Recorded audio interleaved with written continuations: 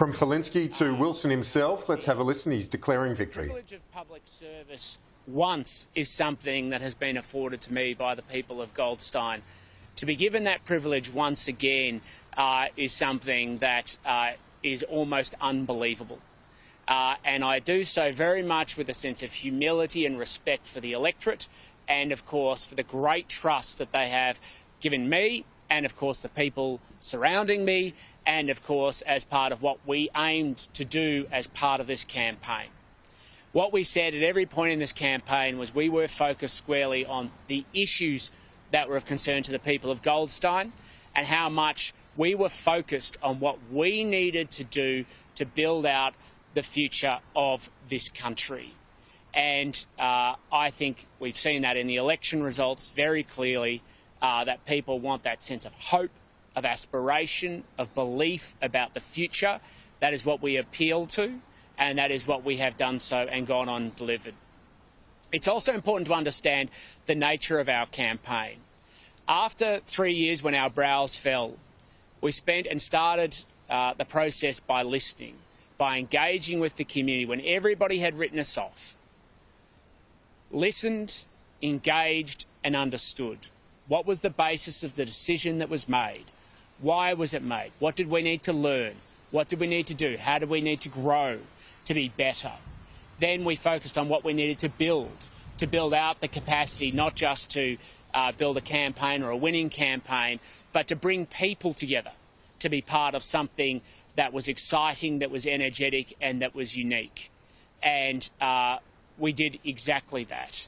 And that's why the people surrounding me, and there are so many others who can't be here, we had well over 1,000 volunteers, as well as all the people who donated and support us from a grassroots movement. We did not have massive cheques written to us by entities based in Sydney who tried to treat the community like it was an acquisition in a trust fund.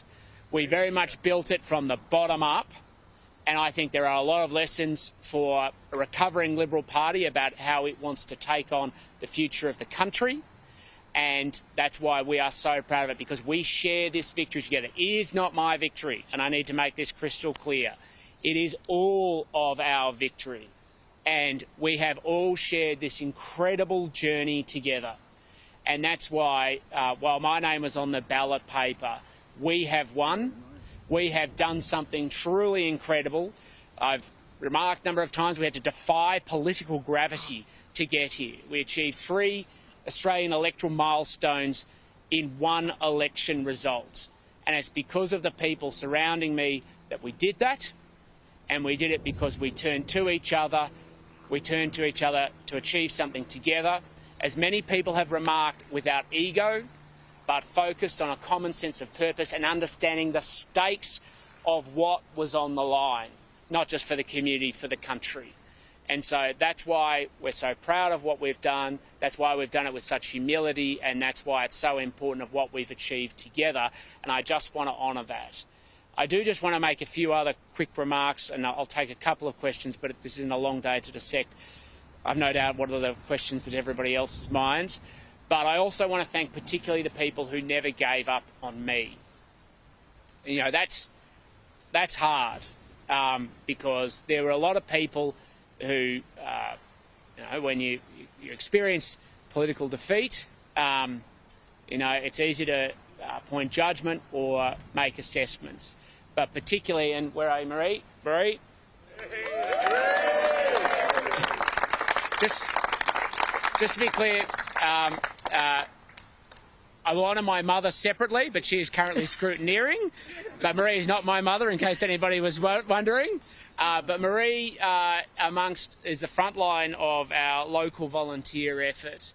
And I just want to say to you, Marie, thank you so much for everything that you have done, because you were an absolutely critical linchpin in making this happen. So thank you.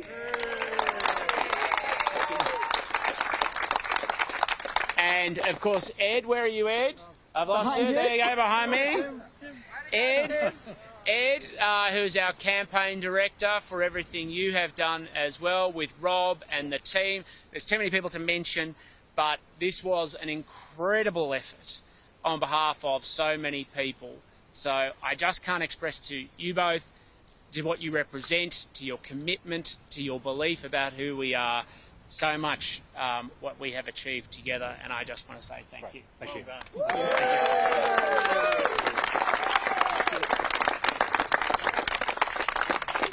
All right.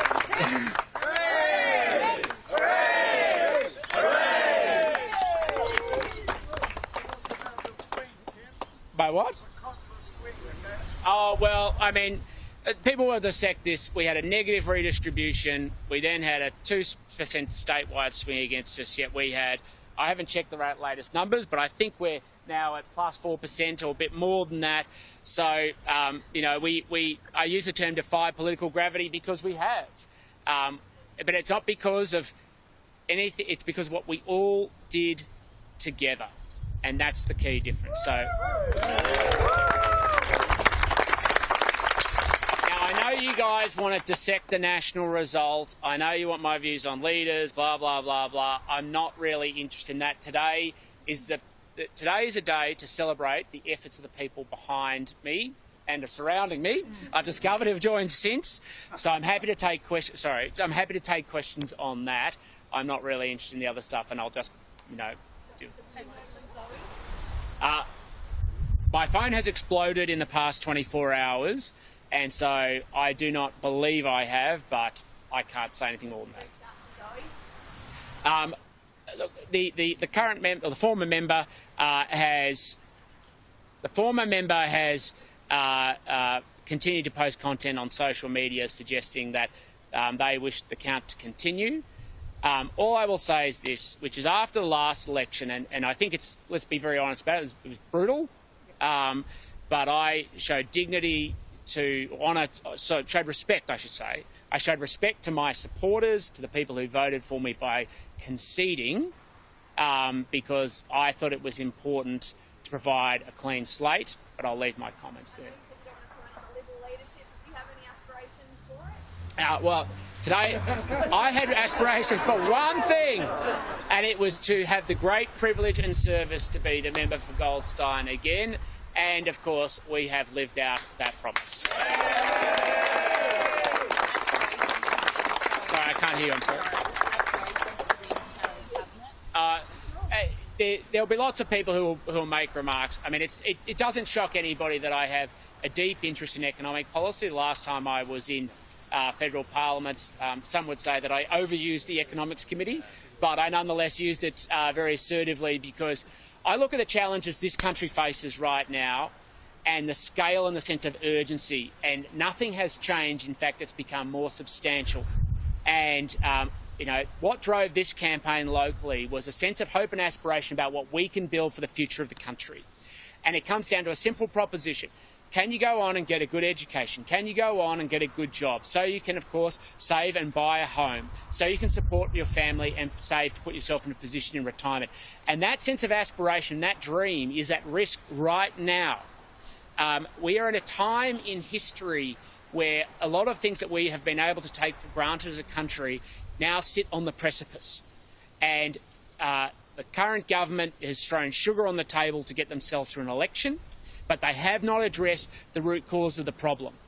And one of the reasons why there's been such a groundswell in this community is because so many people who own small businesses are suffering. Where my campaign office in Bay Street, 3 shops have closed in only the past couple of weeks. And people are now living the consequences of the failure of this government and its policies, but more importantly, the lack of courage that this government is showing for building out the future of this country. So I will always want to be part of the conversation to build Australia's future, and particularly its economic future, because from that stems our social unity, our sense of equality, but also our sense of aspiration and dreams for the next generation of Australians.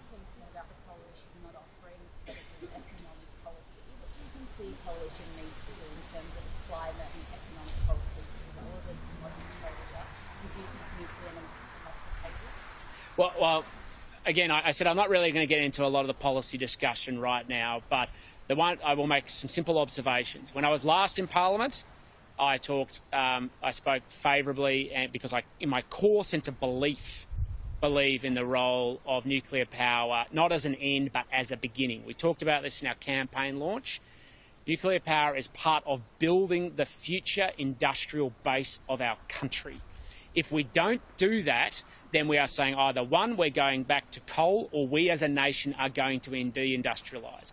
That is not a future I am prepared to accept. I am about building out the future so that the next generation can lift their eyes one angle higher, and look further into the horizon.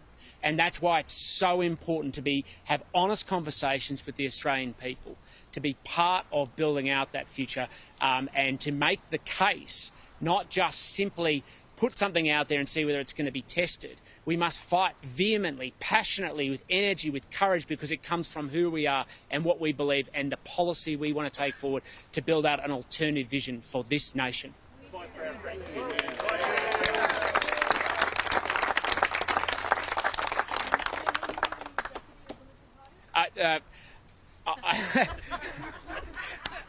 I continue to answer the questions the same way before, which is I had one aspiration, which is to have the great privilege to be the member for Goldstein, and that has been realised. But there is a lot of work that we need to do. I'm very proud to be part of a Liberal team, but it's a Liberal team that is going to have a lot of work ahead of it. But I'll make the remark again. 3 years ago, we were written off here. We went back to the ground. We listened. We heard the messages from the community. We were honest with ourselves enough to learn and grow. We looked at what it is we needed to build and to appeal to people's sense of aspiration and hope for the future of this country. We are an example of what can be done if you look at, I don't want to say defeat as a gift, but I've said that previously, where we've been honest enough to say there are lessons to learn and that we can be part of building a defining future for this country. And that is where I am critically focused. It's obviously deeply emotional for me, because it's one thing to have had the privilege before, but to have it a second time. But even more so, when I was first pre-selected in 2016, and I've had this conversation with many people in the community, and they've said it, we voted for you because you were the party's candidate. This time, the community rallied to our cause.